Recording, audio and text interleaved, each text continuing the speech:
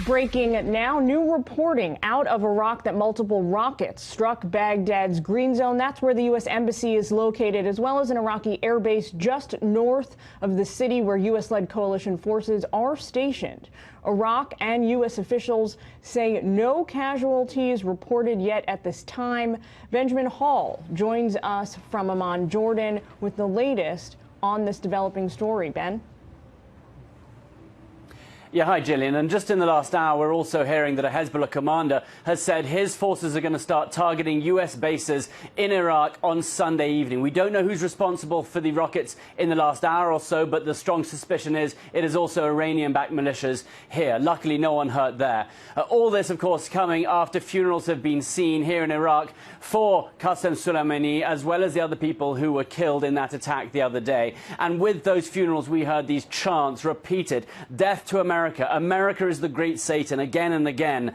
There really is anger brewing here among his supporters, and they expect revenge. Significantly, that funeral was attended by Iraqi Prime Minister Abdul Mahdi. He has heavily criticized the attack that killed Qasem Soleimani. And tomorrow, as a result of that attack, the Iraqi parliament are going to meet to discuss the future of U.S. troops in Iraq. There are some suggestions that as a result, Parliament could expel the 5,000+ U.S. soldiers who are here.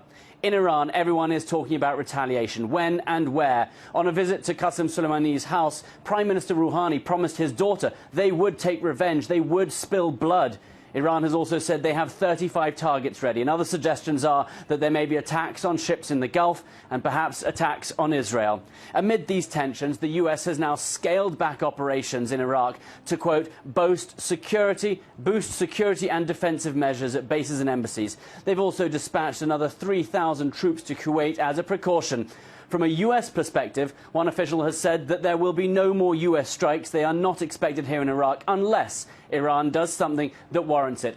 The big question, though, is what does Iran do to retaliate? There is one line of thinking that Iran has spent the last 10, 15 years building up their sphere of influence in the region, becoming a real player here, and they're not going to throw that away in a military confrontation with the U.S. that they cannot win. Instead, they're looking for some kind of action which will allow them to save face, bloody the nose of the U.S., but not invite a full-scale military response. What that is, when that is, we simply don't know. But the ball firmly at this point in Iran's court, waiting for their move. Gillian? Benjamin Hall with some great analysis at the end of that piece for us. Benjamin, thanks for all your great reporting.